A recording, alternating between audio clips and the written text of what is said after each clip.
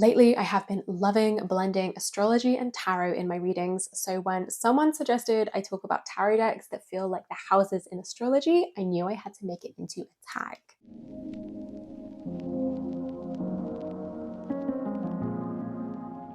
Hello, everybody. It's Sylvie. Welcome or welcome back to Tarot Magpie. I hope you're doing all kinds of good today.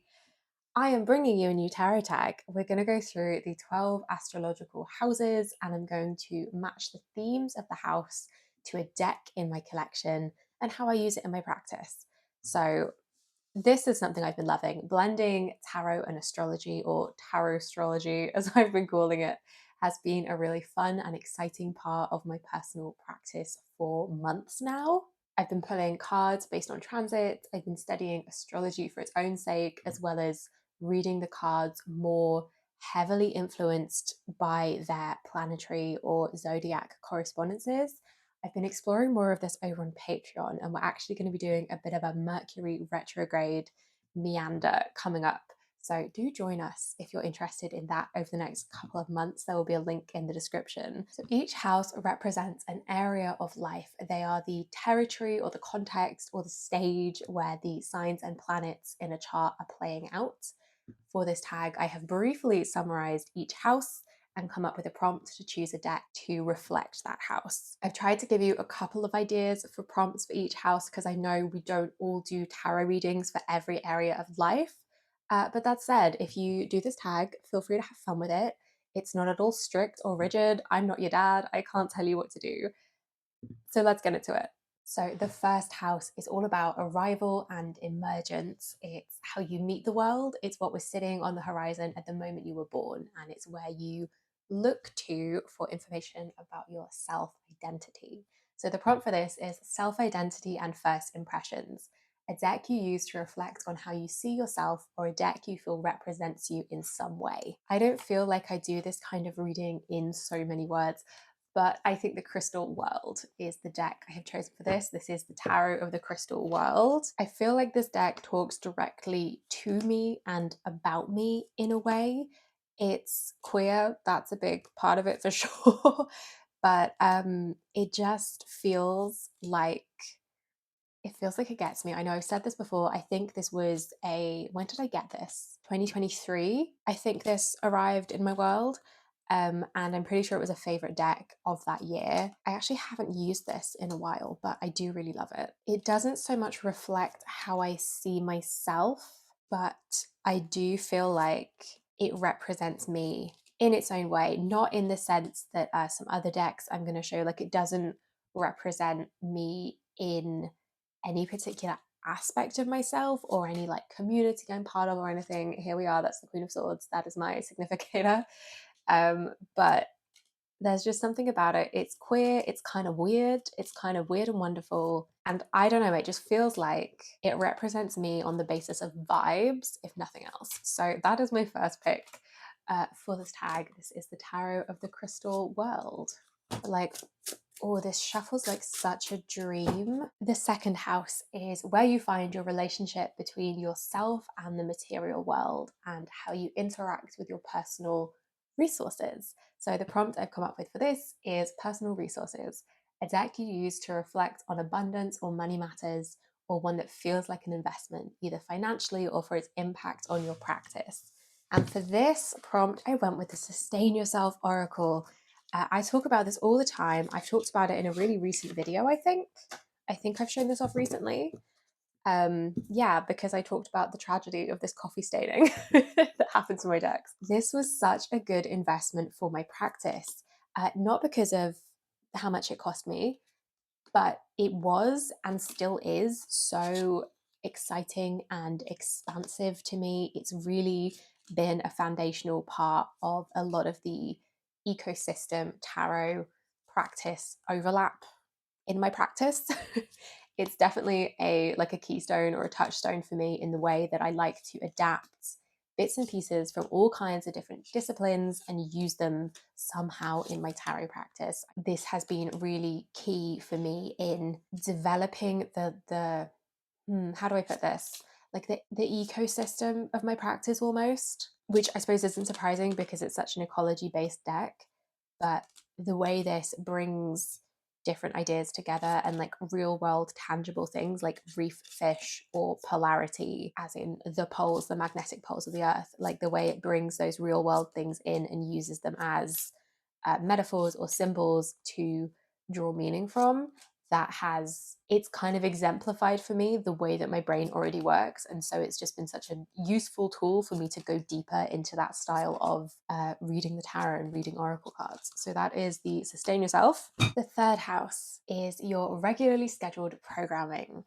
It's everyday occurrences that are only a short journey away, and it's where you look to see how your thinking and communication have been constructed in like early life and early education. So the prompt for this is communication and learning, a conversational deck that's easy to read or that you would recommend to tarot beginners. And the deck that I have chosen for this is the Morgan Greer Tarot. I feel this should not come as a surprise because I talk often about how vocal this deck is. And I suppose, is it a conversational deck if the other person is just shouting at you? Which is kind of what this deck does. It's loud, it's opinionated, it is not beating around the bush. But if I want to have that kind of like conversation with my cards, rather than wanting to pull some cards that I can really dive into, really spend a lot of time with, really analyze a guidebook, really like get into it. But if I just want to ask a question and get an answer, the Morgan Greer is the one that I go to. It is a real, it's in the little basket of decks that's like my favorite, most used, most valued decks that's just like always out, whereas everything else I kind of rotate. This one is always on hand in case I need to ask a question, get an answer. For me, this is definitely a conversational deck that is easy to read, partly because it's a Rider-Waite-Smith clone, partly just there's just something about it. It's loud, it's opinionated, it's in your face. You're literally in its face because everyone is so kind of close up. But yeah, this is my third house conversational, easy to read deck, the Morgan Greer. So house 4 is your foundation, your home base and your roots. It's where you're planted and where you grow from. This house really is a home, and it tells you what home means to you. It's also where you keep your most hidden and private self at the midnight point of a birth chart, like right at the bottom of a birth chart, where you retreat to be at home and be with yourself. So the prompt that I've come up with for this is Home and Roots, a deck that feels like home and gives you a sense of safety, security, or nostalgia, or a deck that you use for readings about things happening in your home. And I have chosen for this the Spirit Animal Tarot. And I've chosen this deck because the Spirit Animal just feels so nurturing to me. I've spoken about this a bunch since I got it, honestly, back in, I want to say September. So I've had this for about 6 months now, 5-6 months. It is just, it's nurturing. It's like, even just looking at the artwork, it's kind of, it's not harsh. Like, there's no harsh lines. There's no like really aggressive, like contrasting colors. There's not a lot of, if any, black outlining. It's this like really beautiful soft watercolor where everything is kind of blending into the next. There's a little bit of a fantastical feeling to it, like a little bit of like a magical fantasy children's book, fairy tale kind of vibe to the drawings to me. Maybe it looks like something that I read as a kid. I don't remember. I say it every time. I love this four of shells, which is the cups suit, the water suit. I just adore this one. This one in particular is the reason why this deck feels so nurturing to me, because one of the first readings I did with this, the Four of Cups was what came out, and the way that the guidebook describes the Four of Cups, or the Four of, what are the Four of Shells, is this much more, funnily enough, Cancer, fourth house kind of way. Let me grab it. Previously, I've seen the Four of Cups, the Four of Water, as maybe we're refusing something, maybe we're stagnating, maybe we're refusing to move on or to grow. We're just looking at what's in front of us. Maybe we're happy about it, maybe we're not. But the Four of Cups in this deck has all the same themes: apathy, stagnation, contemplation, movement, transformation. But it's talking about how hermit crabs must choose a new shell when the old one can no longer accommodate their growing body. But scuttling naked between the two, crab feels vulnerable. Are you afraid of change? Do you feel paralyzed when faced with risk? And the idea that the structure and the stability that the four numerologically represents is literally home. Like a hermit crab, its shell is its home and it has to move between them. And the reading that I did this within, and the sort of the time and the place and the question and the context that this came up in, was just so like so nurturing. Nurturing is just the best word, and nurturing is like my one of my key words for the fourth house. So it had to be this one. And yeah, this in particular, with the fourth house being about home and foundation, and then this card being so important to me in this deck, and it literally being about a hermit crab who's kind of outgrown its home, coming out of its shell in that moment of vulnerability. Oh, it's just perfect. It just had to be this one. So that is the uh, animal spirit animal tarot, which I have really, really grown to love. The fifth house is about creative expression. It's where you go to seek joy, play, and pleasure, and it's a space for personal creation that your identity can really shine through. And so the prompt for this is creativity and play, a deck that somehow perfectly expresses how you feel, or one that's just fun to use when you want to play with your cards. And my response to this prompt isn't actually even a deck, but it is the practice of these collage patchwork readings and mind mapping my readings that I've been up to on YouTube. You've seen this since, I don't know, last summer maybe. I do it all over on Patreon as well, and just a lot in my personal practice. It's so much fun and it so perfectly fits my brain and the way that I think through things. And it makes me feel so fizzy and creative to do these like big collagey spreads and mind map my way through my readings and find connections that way, instead of what I thought was the way to read tarot, where you pull your cards and you write a nice, like, linear journal entry, long form journaling. But for me, a mind map, a collage spread feels so right with my brain. Like I say, it makes me feel all fizzy and creative. But for the sake of showing it off, Zeke's Arcana, I think this is the dictionary definition of a playful deck. This is an additional card. The colors, the magical girl vibes, the kind of weird and wonderful, fantastical imagery. It's like a bit fantasy, it's a bit magical. We've got where we've got figures, they're not human, they're humanesque. We've got these cool, like, slug guys. Like it's very, very magical girl, very Sailor Moon, very like She-Ra vibes, very alieny. I adore this. I think it's so much fun. It brings me so much joy to even just flip through this deck.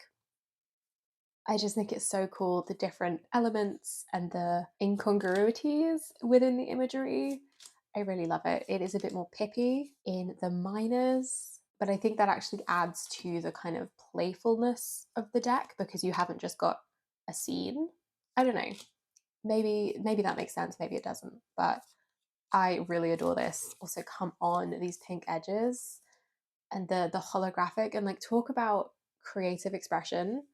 Um, Maybe this could have been a deck for the first house, for a deck that represents me in some way, because like we see the nails, right? They fit. Like come on, it's gorgeous. This is the most colorful you ever see me, by the way. Like, in real life, I look very boring. It's just the nails on the decks are like the only the only fun, interesting things visually about me. But like, ugh, I love this little with like whatever this is. I love it. It's weird and wonderful, and really creative and playful, and I adore it. The sixth house is where the ongoing daily habits take place. It's about your self care or lack thereof, and it's the daily practical work that you do to stay alive and kicking. It's habits, it's routines. And so the prompt for this is daily habits, systems, and routines. A deck you use regularly in your practice, or a deck that you use for readings about practical matters. And so for this, I have the Fifth Spirit Tarot. It's a go to for me, and it's practical. This sits in the same basket as the Morgan Greer that I just mentioned. It's my like always on deck, always on show, always easy access daily readers, and not in the sense that I read with them every day, but they are decks that I can reach for on like a daily basis. And I do feel it just feels like a practical deck to me. It feels, I think it's because it's straightforward. It's good for practical readings. I spoke about that in something I did recently. Maybe the same reading different decks video that I did, where I compared this with a Rider-Waite-Smith and with the Goddess of Love tarot. And I was like, yeah, this just, it seems like it gives you a more practical, actionable message.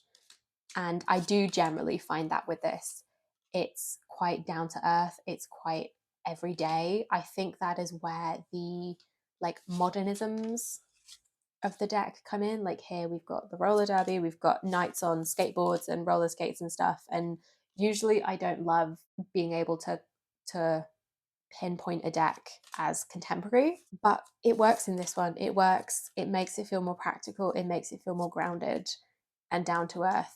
And I think it strikes a really good balance of being modern and relatable in that sense, but it's not so relatable that I run into the issue that I have where if a scene is something I could see, you know, on a random Tuesday, then that's all I can see, and it's too grounded, and I can no longer abstract it out to whatever I'm reading about. Whereas this is just, it strikes that balance. It's grounded, but it's also abstract enough. And I think the pippishness helps there, that I can make it work for whatever I'm reading. So that is the Fifth Spirit Tarot for my 6th house prompt. All right, the 7th house is about one-on-one relationships and partnerships of all kinds. It shows what you're drawn to in other people, how they enter your life, and how you approach those cooperative dynamics. It covers like business partners and legal contracts, as well as romantic relationships and spouses and even enemies. So my prompt for this is partnerships and contracts. A deck you feel deeply connected to, or one that you use for readings that involve other people. I don't typically read for readings that involve other people. And I was thinking about pulling out a deck that I use for client readings, but that didn't feel like the right kind of other people reading. So instead, I've gone for a deck that I have a deep connection to, and that is the Guardian of the Night Tarot. This is a ride or die deck for me. I'm sure I've talked about this one recently as well. Yes, I did in my de-influencing decks video, because I love this. Like I say, it's a ride or die. I feel like I have such a deep connection with this deck. And I think that kind of came out of nowhere. Like, this was a deck that I bought because I thought it was pretty. I saw it in person, and I think I saw the backs, and I saw this, the Ten of Pentacles, which, come on, is just absolutely beautiful. It's the pink, let's be real. And I bought it, and at first I was like, oh no, I think this was a mistake. And then, you know, a couple of readings later, a couple of guidebook entries later, especially, I was completely sold. And a couple of cards in this have really changed my perspective on those tarot cards. The Empress being one of them. This giving that like protective mama bear energy, even though it's a fox, but like you get what I mean. Instead of just like a very passive sitting in a garden being pregnant Empress, this is an Empress who is protecting and keeping her children safe. And then the Six of Pentacles, which I talk about all the time in this deck. I also really love this specific Judgment card because I see this kind of image a lot in a death card. And I'm like, no, the death isn't the rebirth. The death is the death. If anything's a rebirth, it's the Judgment. So I love that as well. And here we go. The death is the death. Yeah, I just feel very deeply connected to this deck. I think it was one of the first decks in my collection that I felt that kind of deep connection to.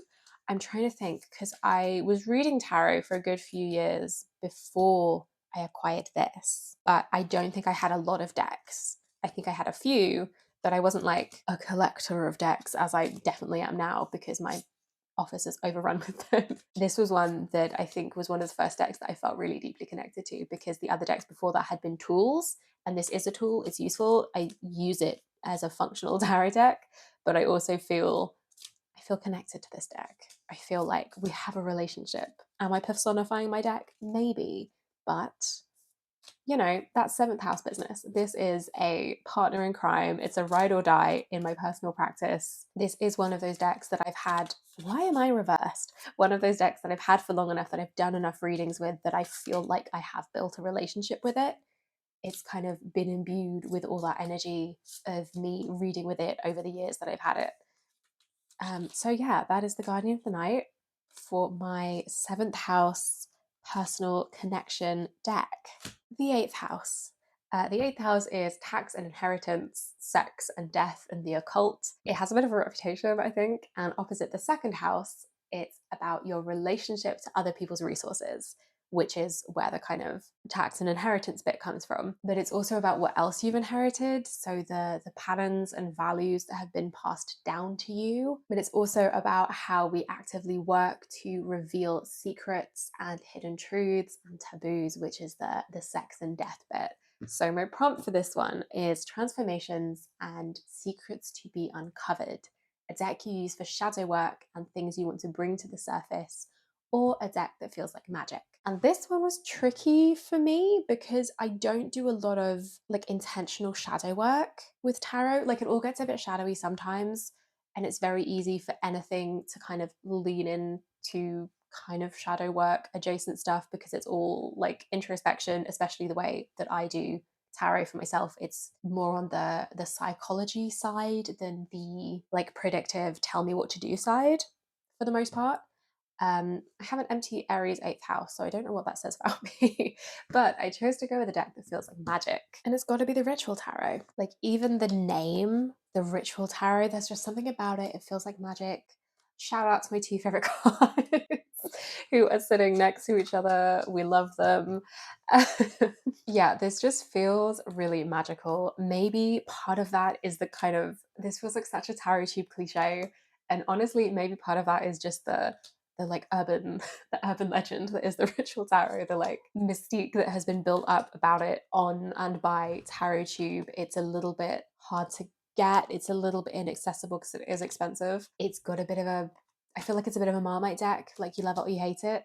People have strong opinions about this deck, so I don't know, maybe it kind of leans into the like taboo sort of flavor of the eighth house because yeah, like I say, people either love this or they hate this, but also it just feels magical. There's just been something about it in my practice. I just love working with it. This feels like, I don't do a lot of like magical based tarot readings. It's quite like mundane and psychological, and like I lean more towards that than seeing my practice as something that is like magical and sacred and communicating with something.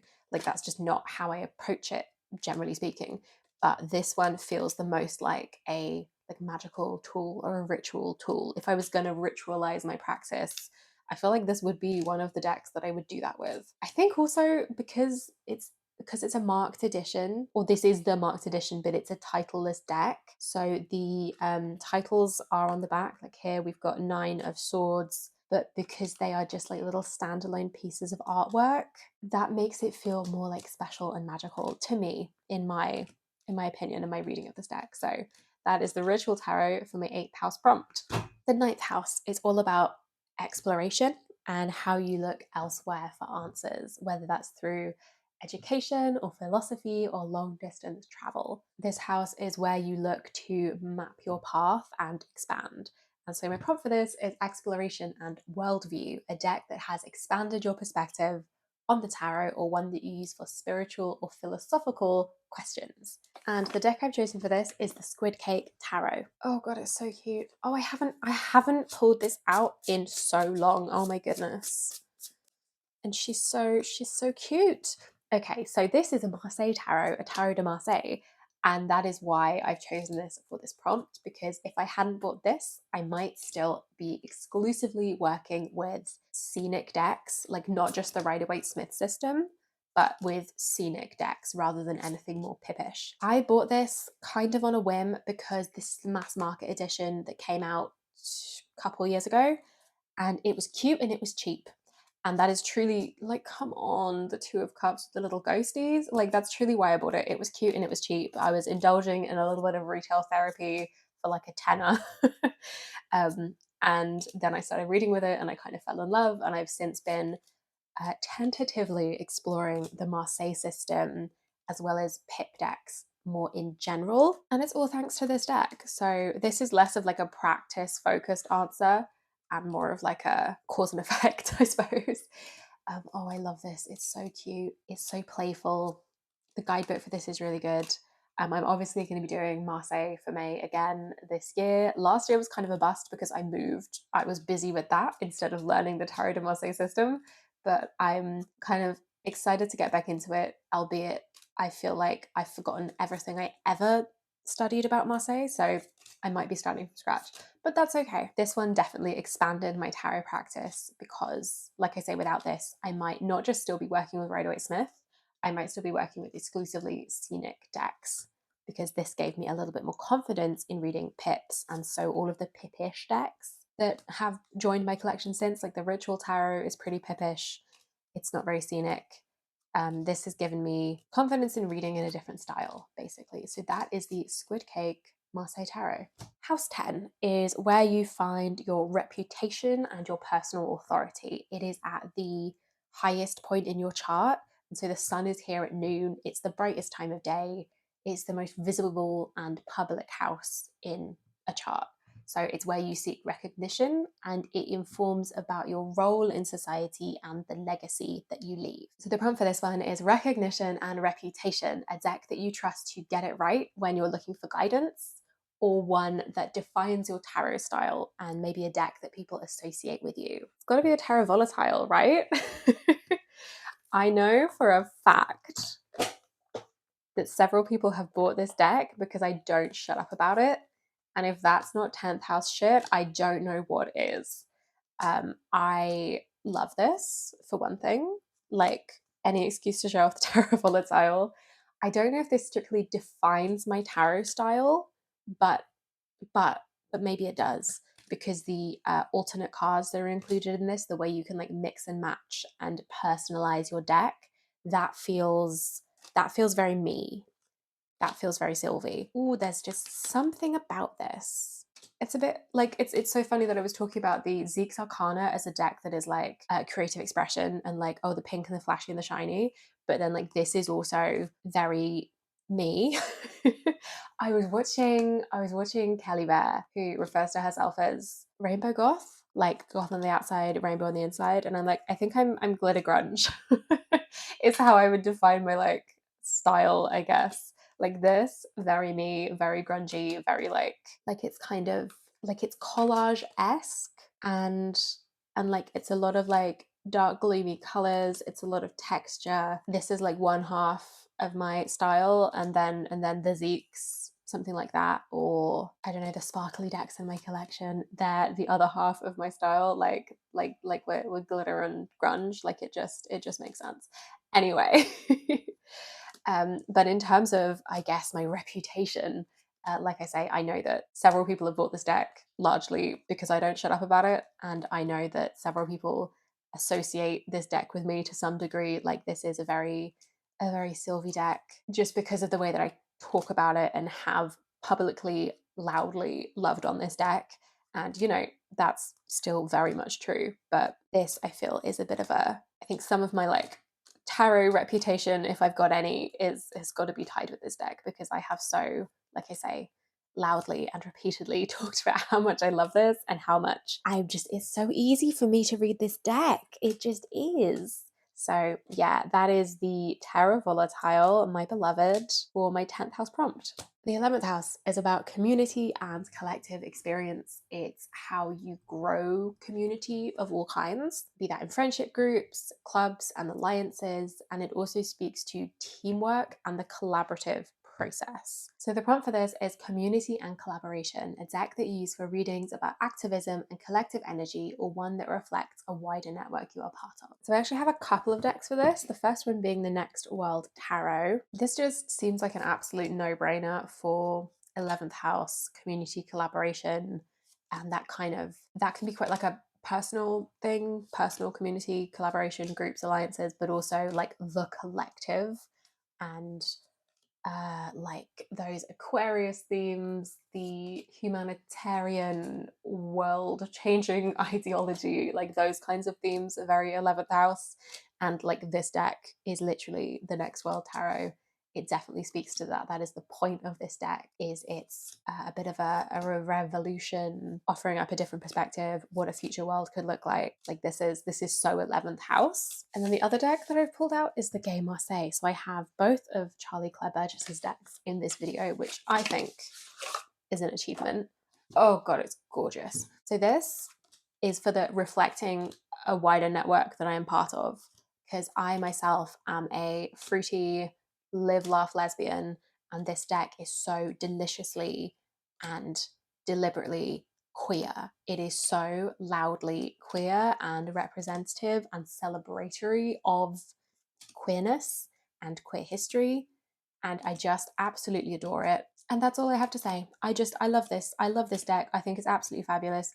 This is a Marseille, so again, good reason for me to be excited about reading Marseille. Not that I have to read Marseille in May, but now that I've done 2 years of like Marseille for May, I'm like, well, I must read Marseille in May, and I kind of don't reach for it outside of that month, which is perhaps silly, but here we are. I adore it. There I am, Queen of Swords.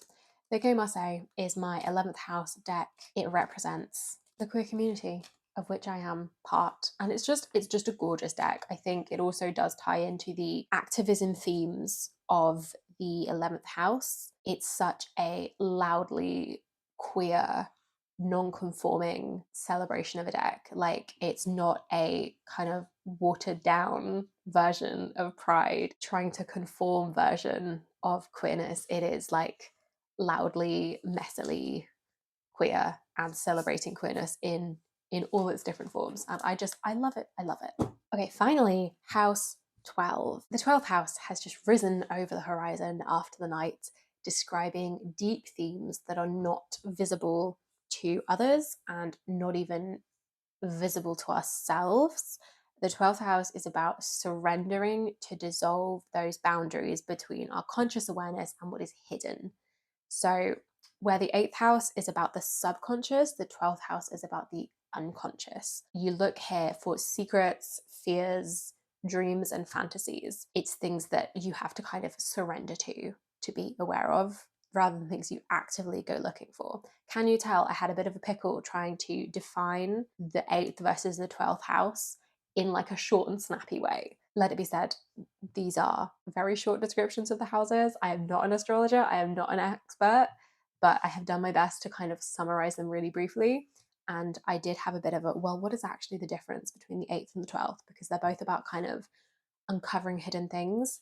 But the 8th is the subconscious, it's shadow work, it's stuff that you actively unearth. And then the 12th house is things that are below that, and you've kind of got to open yourself up to, like dreams and fears and things. So the prompt for this is Secrets and Hidden Depths, a deck you use to work with your unconscious and understand themes that bring themselves to the surface, or one that feels like it has hidden knowledge. And as a side note, the moon card as Pisces in tarot makes so much more sense to me, thinking about the 12th house connection to Pisces. So there's that too. And my deck for this is the Circle of Doors Tarot. I don't know how, but this deck, it knows things. Also, it aesthetically just makes sense as a 12th house deck, right? But like, this brings stuff to the surface that I wasn't asking about, didn't even think to ask about. I'm not deliberately not asking about it. It just brings stuff up and I'm like, oh shit, yeah. Also, do you know what I've just realized? I didn't seek this deck out. I was emailed by the creators who wanted to send me a copy of this deck to, potentially show off on my channel, which I have done plenty of times because I completely fell in love with it. So this deck literally did kind of, in a way, you could say that it sought me out. This deck brought itself to the surface and I didn't go looking for it, which I think is very 12th house. So that's actually a really nice little connection that I have only this moment put together. But the guidebook for this I adore. I love the way it pulls things together and just, it kind of like smacks you in the psyche a little bit. It's a little bit of a revelation. Frequently I will have a bit of a revelation whenever I'm using this deck, and it is like, oh, okay, it's not chill, but it is good. It's not easy, but it is a really good deck and I love reading with it. Oh my goodness, this is my Pisces season deck. Literally yesterday I did a live stream on my Patreon, and I was choosing my Pisces season deck, and I went with this one. And Pisces is traditionally associated with the 12th house, so like, oh my god, the connections. It's a 12th house deck. It just is. So there we go. That is the Circle of Doors, the final deck in this tag. So that is everything. That is my 12 decks, 12 houses, 12 houses, 12 decks, whatever I've called this tag. That is the tag. I really enjoyed the process of putting this together. It actually took me quite a while to distill down my descriptions of the houses to something I was happy with, and to come up with some prompts that I felt like reflected the house but also made sense as tarot tag prompts. Hopefully it will be relatively easy to choose decks to fit, and like I say, I did try and keep it flexible. So if you don't, for instance, do readings about, I don't know, ninth house themes, then there's still a way to kind of make it work. But like I say, the rules are flexible, the rules are made up. You can do whatever you like. If you are interested in doing a response to this tag, please do tag me in the thing so I can see it, because I think this is really fun. I have been really loving looking into astrology. I have been really enjoying the process of putting this together, and I really hope you enjoyed watching it. So that is everything from me. I'm going to let you go. Thank you so much for watching and for spending some time with me. If you've made it this far, I really hope you've enjoyed. Like I said, if you want to see more tarot astrology stuff, come check us out on Patreon. There'll be a link in the description, as well as a link to my Etsy store for my tarot spread mini zines and tarot readings. Drop me a comment, let me know what you think. Give me a like if you liked it, and subscribe if you haven't already, and I will see you in the next one. Bye bye.